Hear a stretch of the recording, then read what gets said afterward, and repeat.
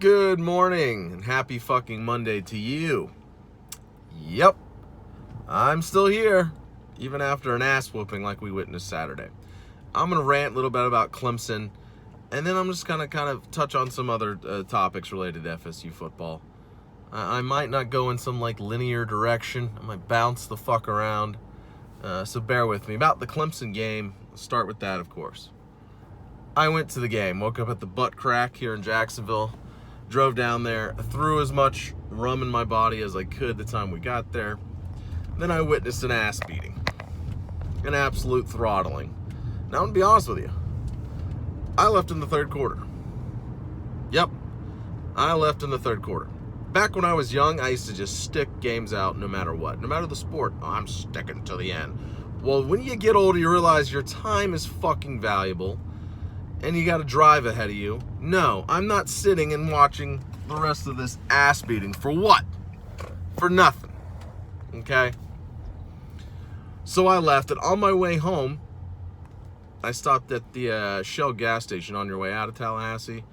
The one with the subway attached to it, and right near the Publix there in the back. And this is kind of why I'm making the video. I ran into a guy. First, I saw a guy kind of peeking over, looking at me. I'm like, do I know this motherfucker? Who's that? Then he approaches me, and long story short, he's like, hey man, you make videos on YouTube about the Knowles? I'm like, yeah. He goes, oh man, I watch your shit. That's cool. Nice to meet you. Curious to see what you say about this game. And I shook his hand, said thank you for watching and all that. And so shout out to that guy. Thanks, man. That made my trip, to be honest with you, because losing 10-59 certainly fucking didn't. So that made my trip, and you're a big reason I'm getting on here and making another video. I have barely made any this year, just, life. I'm not going to bore you with that. But I'm like, you know what? I think it's time. It's been a while. That gentleman is good enough reason to get on here. Okay, about the game itself. Look, I expected us to get our asses kicked. When I bought the tickets the week of, I bought the tickets the week we were 17-point underdog, and I'm sure some of you did as well, at least I hope, because I didn't give a fuck. All right, I like to at least catch a Knowles game once a season, at least. So I could have chose them, Boston College, or Florida. Those are remaining games, obviously, at home. And it felt like the Goodwill Hunting scene when Sean's talking to Will about his dad. And the way I had Clemson, BC, and Florida as my choices, Will said his father gave him a choice as well, which was like the belt, the stick, or the wrench. And Sean's like, well, I gotta go with the belt there, Chief. And Will says, I went with the wrench. Sean says, why the wrench? Because fuck him, that's why. That's how I felt buying the tickets. Yep, I chose Clemson instead of BC or Florida. Why? Because fuck Clemson, I don't care. Anyway, the game, there's not much to break down. It was an ass kicking, but I will say a few things. One, what Willie Taggart and Brian Burns said in the post-game press conferences about some players quitting, absolutely true. You could see that from the stands by the fucking end of the second quarter, to be honest. You could definitely see some folks not giving 100%. I mean, kudos to Brian Burns for continuing to put out 100% effort on every play. Marvin Wilson's another guy that just doesn't fucking quit. But that's got to be addressed, obviously. You cannot do what Jimbo did these last few years and talk a big game about holding people accountable, but then you see him on the field for the majority of the games. Perfect example was last year. Tavares McFadden. Huge guy that effort was questioned. You could see it. You didn't have to be a scout or an analyst to see the effort. And then, of course, the production. Horrible at punt returning, but what did we see last week? Or last year, rather. He was back there returning punts pretty much all year, despite him sucking ass at it. He was starting at defensive back, despite lack of effort. So, hopefully Taggart does what he says and makes some of those changes. I mean, the season's been lost. What do you got to lose? Especially if what Burns says is true about upperclassmen quitting. You can move the hell on. First of all, Taggart didn't recruit you. Secondly, fuck you. You're an upperclassman. You're going to quit, not show effort. Like, I get at some point in the game, maybe you're not going balls to the wall when you're getting smoked, okay? but just flat quitting, not trying at all, yeah, you got to go. So need Taggart to follow through and bring some of the youngsters or people that want to actually play, because you got to set the tone with accountability. He's supposed to build a culture, and by all accounts, he has improved it, because up until this game, I really haven't seen many, if any, signs of quitting. That was one thing you could hang your hat on during this shitty season, is that you saw consistent effort. It was night and day compared to last year, when you saw a ton of loafing by a lot of players. So he needs to follow through. Some other notes about the game. Seeing Trevor Lawrence in person, I don't have to confirm it for you, but if you don't know, this kid's the real deal, and it's completely unfair and absurd that Clemson gets to go from Watson to this kid. He can make every throw in the book. He has the size, the arm strength, the accuracy, the anticipatory throws. I mean, and he's a true freshman. I mean, some of the analysts said it when he was in high school last year, like, this kid's a day one starter. This is one of those generational type guys. Sorry, I gotta move the phone. Should probably pay attention how fast I'm going. And they're right. He is. I mean, the quick release, the strong arm from one side of the hash to the other sideline type throws. The kid's got it all, and he's just a true freshman. Clemson's defensive line is as good as everyone said they are, and when you're going up against FSU's offensive line, which has got to be in the bottom 25% of the FBS, I mean, the O-line's terrible. We already know that. Excuse me. Something else. Special teams. That's something else. We'll deviate from talking about this game into just Taggart in general and where this season goes, where his tenure is headed. Special teams continues to suck. Now, it sucked for a few years now. Don't get me wrong. This isn't a new development.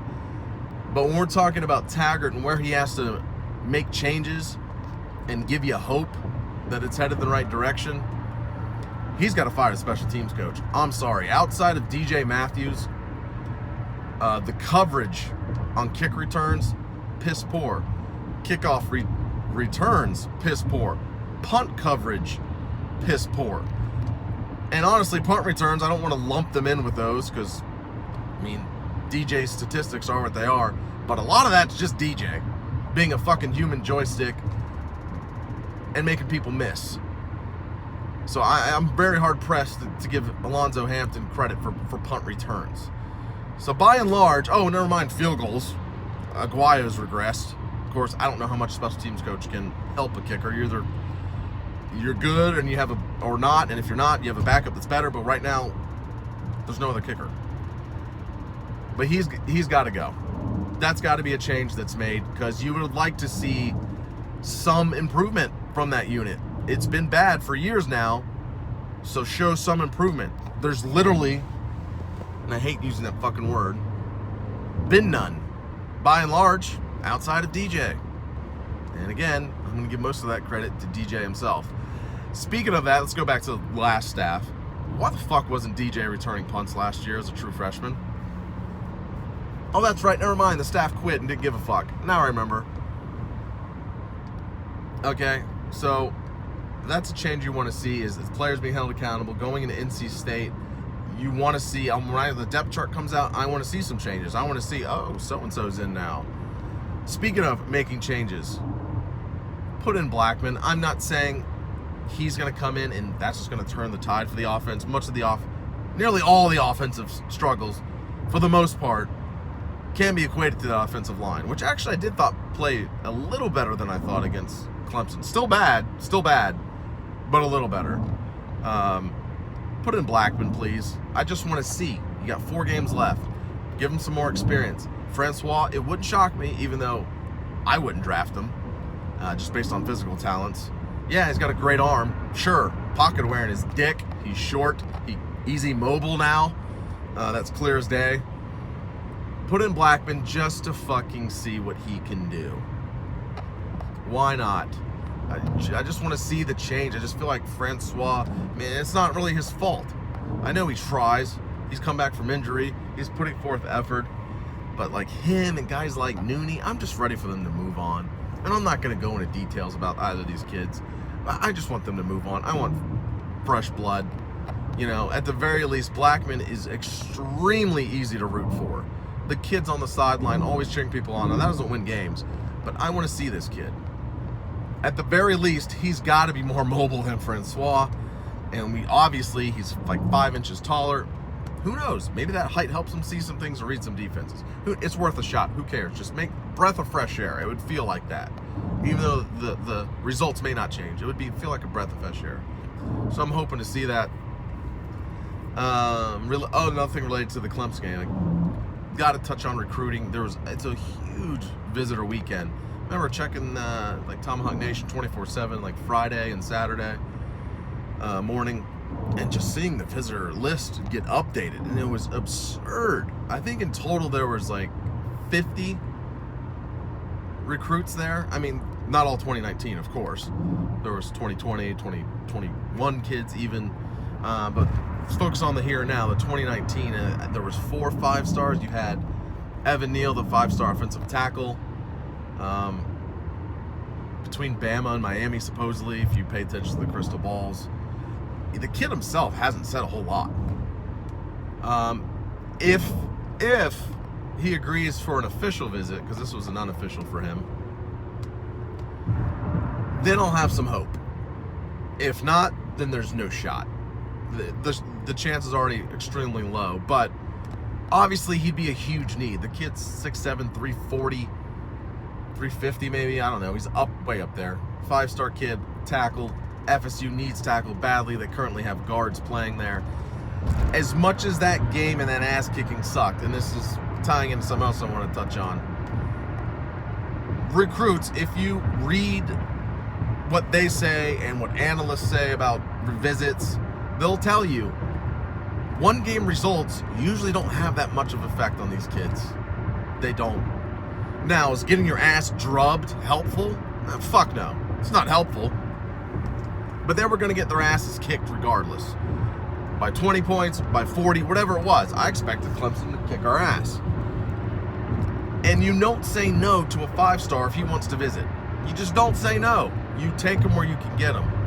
They don't visit, they're not committing. Simple as that. But by and large, 1-game outcomes don't change a recruit's mind. You got to sell them on the obvious things, the ancillary things other than the on-field. Atmosphere, culture, playing time, probably being number fucking 1. Akeem Dent, the 5-star defensive back who's currently committed to Florida State and has been for a long time, reaffirmed his commitment. He's like, Taggart said this year would likely be a struggle. We're aware of it. And he also said to open our eyes. And he was referencing, open your eyes. See your playing time right in front of you. It's there. And a kid like Akeem Dent probably would come in and play immediately. I don't know if he'd start right off the bat, but he would play a lot.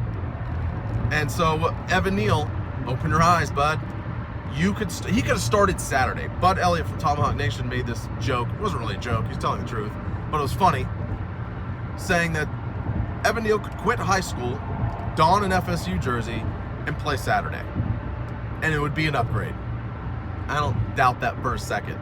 So whether it's him or any other 4 and 5-stars that were on the visit, you have to sell them on atmosphere, culture, of course, bags of cash. Let's be real.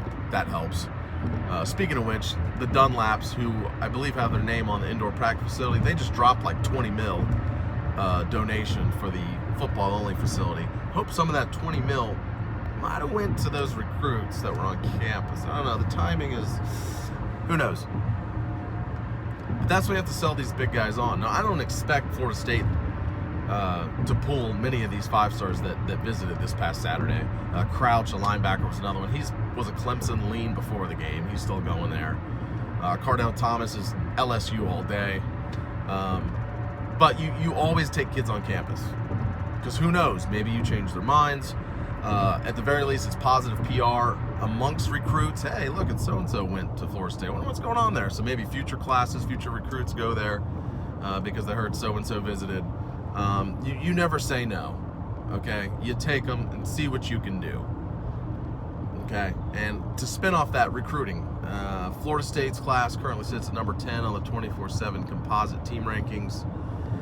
And honestly, it's been a miracle that it's held in that top 10, considering how this season has gone. And to me, that's more confirmation that Willie can indeed recruit. Now, before the season, I said it on here, people control me and I'll eat crow. I thought FSU would finish in top 5 on the 24/7. That's pretty much not going to happen. I don't see, unless barring some surprises, some miracles, it's not going to happen. We'll finish in or around the top 10, which, considering how poorly this season has gone, is a hell of a recruiting job to keep most of this class together. And I'll be curious to see if they do keep most of the class together. There are rumors of 1 or 2 guys that may go, but hearing Dent reaffirm and Sam Howell, the 4-star quarterback, reaffirm, that was nice to hear. But what he's going to have to do is get at least 1 or 2 surprises on the trail. A guy that you don't expect to get, that's leaning somewhere else. If he's that good at recruiting, as they say, and last year he did a great job taking that class from the 60s to top 10 or 11, whatever it was, in late December.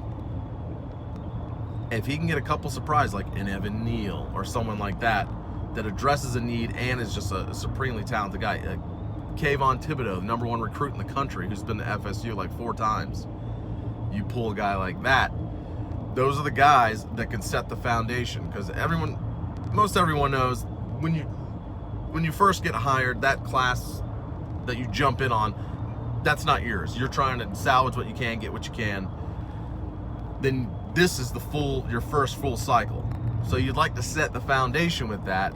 Then by 2020, you'd like to think you're probably going, depending on on-field success or failure, your 3rd year, not really 3rd year, it'll only be 2nd year on the field, but your 2nd full recruiting class, technically 3rd year, you have a chance to have your best class, because at that point you've been at Florida State or your school, wherever you are, a couple years, and you've built relationships for a couple years to come to the school you're currently at.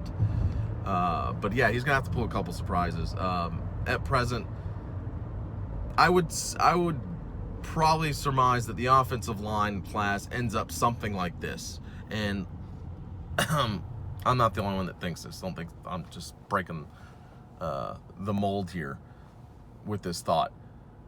Lucas is a commit, 4-star offensive guard, just a behemoth of a human being. I think he's an early enrollee, which, please, yes, I don't know if he's a day 1 starter, but early enrollee helps. Maybe he could be. I mean, the offensive line is that shitty. Cross, a 4-star tackle. Hopefully Putnam commits. He's a 4-star lineman. They want him to play center. I doubt they get Neal. Maybe there's some other blue chip in the works that's not getting much pub, but I would hope they get Putnam and then add 2 JUCO tackles. And right now they're going after a couple of the highly rated ones. Hopefully they get 1 or 2 of those guys. So going into next year, if your class is 5 offensive linemen, so Lucas, Cross, Putnam, and 2 JUCOs, hopefully at least 2 of those guys can play right away.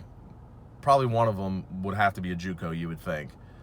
Maybe Lucas as an early enrollee.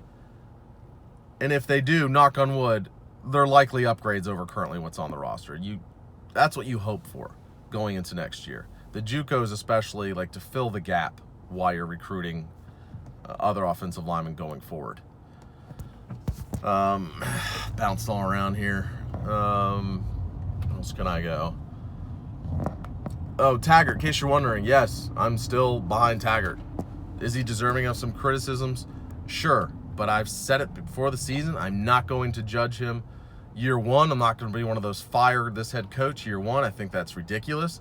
Yeah, I think you have to give him an opportunity to get his players on campus, get his system in place, see how he makes changes. For instance, I'll be disappointed if the coaching staff remains intact. Like, you have to at least drop the special teams coach. I'll be disappointed if those quitters aren't benched. I need to see signs of like, all right, you're willing to adapt and change and just recognize the problem and try and fix it quickly as possible. But I'm still behind them, yes. And I had a comment from a Syracuse person this morning. I haven't had a comment on a YouTube video in a while, probably because I don't make them much anymore, obviously. Said something like, I bet you guys wish you didn't run off Jimbo. Yeah, I get it. You're a Syracuse fan. I'm assuming you live up in the Northeast. All right, get a clue before you chime in. By the way, isn't basketball season starting? Don't you have to start watching that shit? FSU didn't run Jimbo off. Jimbo left for $75 million guaranteed. No one ran Jimbo off. Jimbo bitched and moaned about not getting football-only facilities and not getting what he wants, despite the fact that he got an indoor practice facility, brand new player dorms, renovated locker rooms, huge, gigantic scoreboards during his tenure. But no, that wasn't good enough for him. He bitched till the cows come home. And then reports came out in December, and more have trickled out since then, that, oh yeah, he was contacted like in September about A&M job. So it's no surprise it looked like he and the team quit last year because he had one foot out the door. So please, no, FSU did not run him off. And oh, by the way, how is he doing at A&M? How's he doing? Oh, I saw his offense, his prolific offense, just put up 13 points against Mississippi State. Look, I'm never going to say Jimbo's a bad coach. I'm not going to be one of those guys that, oh, now that he's gone, he sucks. No, Jimbo does not suck. But what is true, and what many FSU fans have said in regards to Jimbo and criticisms to Jimbo, has been the last 2 or 3 seasons, because of those 2 or 3 seasons, he left this program in worse shape. That's the complaint. It's not that he just plain sucks as a coach. Is that he let the program take a nosedive. I mean, he had poor offensive line recruiting throughout his tenure. Great classes, don't get me wrong. Okay? But he had poor offensive line recruiting. He held on to coaches for too long. Like, after the first staff left, which was a great staff. I love Mark Stoops and those guys. DJ Elliott, I think was linebackers coach. A couple other guys I can't remember, held on to Trickett for too long. Bill Miller, ridiculous. Dawsey, ridiculous how long he was on the staff. He let shit get stale. He let it get complacent. And he also did not recruit quarterbacks well towards the end of his tenure. He just didn't. He took a chance on Henry. Can't blame him for that, but he lost. He had to get the boot. Johnson was a 4-star kid. He got the boot. I mean, nothing he could do about that. He was not like a risky prospect out of high school, I don't think. But he didn't knock quarterback recruiting out of the park like he did with Jameis. Francois, solid, but he is what he is. He's not great. He let the culture deteriorate with not holding players accountable. There's reports of the players just weren't going to like workouts, weren't going to class. The GPA, his first couple years was good. Team GPA, and mind you, I don't give a fuck about GPA, but I'm just talking about the culture here. GPA plummeted. He just wasn't holding people accountable towards the end. Just facts. Go look it up. Don't take my word for it. Speaking of that, Taggart came in, and Team GPA, I think last semester, was the highest it had been since 2000 or something. Because again, he's got to change the culture, change the attitudes, and of course recruit before any of this can turn around. Okay? So people, stop saying the FSU ran Jimbo out of town, or that, oh look, I caught you, you're calling him a bad coach. No, I'm not calling Jimbo a bad coach. I never have. You can't find a video, a text, a fucking tweet, a post of me ever saying that. But what's true is, towards the end, last couple years, 2 or 3 at least, he let the program fall. He let it decline. Now, it was masked a little bit because of the win totals. 2015, I think they reached 10 wins, if you include the bowl victory. That 2015 schedule, go look at that schedule. It's pretty fucking easy. 2016, similar kind of deal. Last year, they were fortunate to win the game. They could have lost to Duke and Wake Forest last year. They were fortunate to keep the bowl streak going last year. That team could have lost 8 games last year and it wouldn't have been a shock. So that program had been sliding. And speaking of sliding, or people want to keep comparing Jimbo, some people act like this is the first FSU blowout loss they've seen. Did Jimbo's team not lose 30-35 to Boston College last year?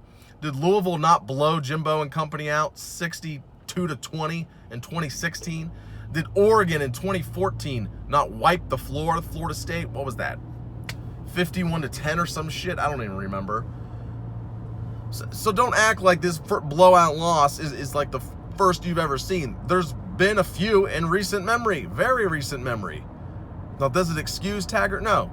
That's embarrassing. That shouldn't happen. You get smoked by Clemson, that's fine. It's acceptable. But you had players quit and you lost by 39 points. Or 49 points, whatever it was. But what I'm saying is, this is not some phenomenon of this team is just, suddenly got bad. It had been trending that way. And some of us, including myself, were a little naive up until last year when it was plain as day with the on-field results that stuff would happen.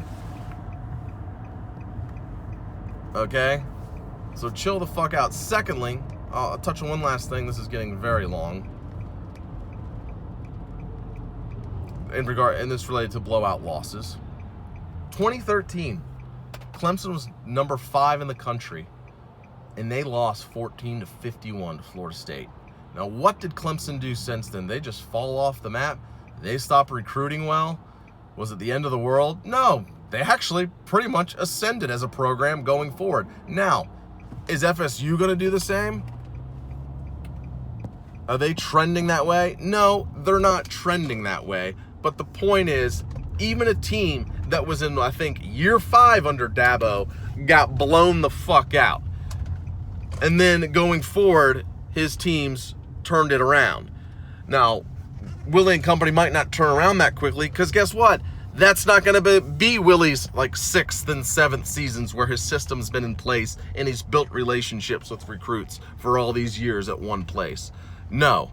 Okay? So, as much as you can bring up that Clemson drubbing and how they turned it around to make a point that blowout losses aren't the end-all, be-all, the rebound Florida State is going to make is not going to be that quick. It's going to take longer is my point, because it's only year 2 next year, not year 6 or 7, whatever that was for Dabo in 2014, 2015 going forward. I should probably get out of the car. Got to get to work. One last thing. Oh, another blowout example. What was it, 2011, 2012? Clemson, West Virginia hung 70 on Clemson. Like, look, this all is to say, yes, Taggart is deserving of some criticism, but as long as he starts doing some of the things that he needs to do to turn around, I'm going to be patient. And that is recruit your ass off, change the culture, holding players accountable, like I've mentioned, booting the quitters, like you're suck bench, you don't get to play today. Stuff like that. Making coaching changes, not letting that get stale. So going forward, yes, I'm still behind Taggart. It's going to take some time. I don't expect 2019 to be much better. They need to be improved. Granted, my gloves will come off next year. If this team is still making the same mistakes in year 2, the gloves are off. All right? My criticisms of Taggart will get much higher in year 2. But I really don't expect this team to be worth a shit till year 3. Hopefully by year 4, you can actually see them maybe competing for something worth a shit. Anyway, I gotta go. Thanks for watching. Have a great day if you want to.